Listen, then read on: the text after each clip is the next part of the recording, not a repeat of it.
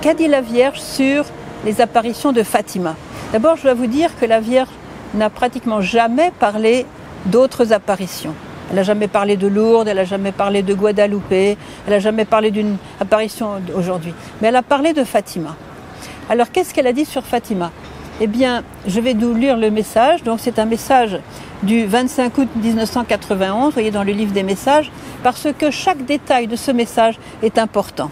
Alors, chers enfants, maintenant comme jamais auparavant, alors que mon plan a commencé à se réaliser, Satan est fort.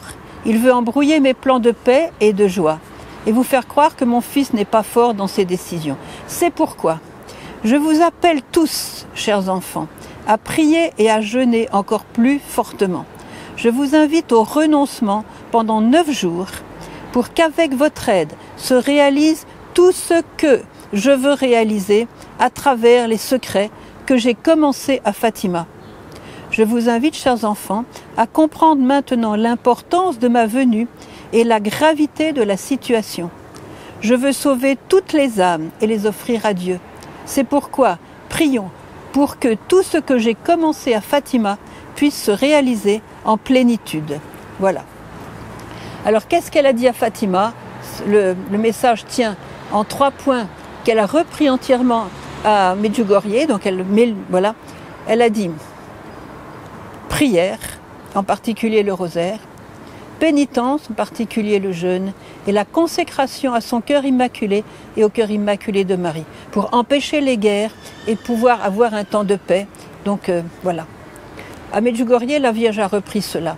Et je voudrais citer ce qui s'est passé donc en 84, donc avant même ce message de Fatima, c'est important, quand le pape Jean-Paul II a voulu demander à tous les évêques du monde de consacrer le monde au cœur immaculé de Marie. L'évêque Nilitsa était allé en Russie et il est revenu. L'évêque Nilitsa est très proche de Fatima et de la voyante Lucia. Il était allé en Russie pour consacrer au cœur même de Moscou la Russie au cœur immaculé de Marie. Quand il est revenu, il est passé par Rome et le pape Jean-Paul II lui a dit: ah, Pavol, est-ce que tu es passé par Medjugorje quand tu es revenu de Russie? Non. Pourquoi? Oh, parce que le Vatican ne me l'a pas conseillé. Alors le pape a dit: laisse tomber le Vatican, vas-y, et tu me diras ce qui se passe là-bas. Et puis il a emmené l'évêque Nilitsa dans sa bibliothèque privée. Il a sorti un livre, c'était le premier livre du Père Laurentin, qui relatait les premières apparitions et les premiers messages de la Vierge Marie, donc en 84. Le livre a été écrit en 83. Et il a dit à l'évêque Nilitsa: tu vois, Pavol, Medjugorje, c'est la continuation et la réalisation de Fatima. Donc la Vierge à Fatima a commencé une action. Elle a donné son programme en quelque sorte, avec les 3 points que je viens de citer. Elle a donné un programme et qu'est-ce qu'elle fait à Medjugorje? Elle appelle les apôtres des derniers temps. Elle appelle ceux qui vont être je dirais, comme elle le dit, les apôtres de son amour pour réaliser ce programme, pour réaliser ce plan, les mettre à son école. Et quand on est à l'école de Marie, eh bien on va à l'école tous les jours. L'école, c'est pas 3-4 jours comme ça, c'est une école de tous les jours. Alors, à Medjugorje, ce sont les messages de Fatima et les secrets qui vont se réaliser. À Medjugorje, elle a aussi donné des secrets qui prolongent en quelque sorte les secrets de Fatima. Alors, vous savez qu'à Fatima, elle a, comme à Medjugorje, elle a montré l'enfer aux enfants, sauf qu'à Medjugorje, elle a montré aux enfants le ciel, le purgatoire et l'enfer. Vous voyez, il y a un plus à Medjugorje par rapport à Fatima. Mais pour comprendre Medjugorje, c'est important d'avoir un regard sur Fatima.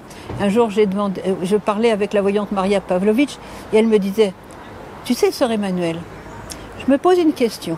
Parce que le pape Jean-Paul II, il parle comme la Sainte Vierge. Alors je me suis demandé si c'était lui qui copiait la Sainte Vierge ou c'était la Sainte Vierge qui copiait sur lui.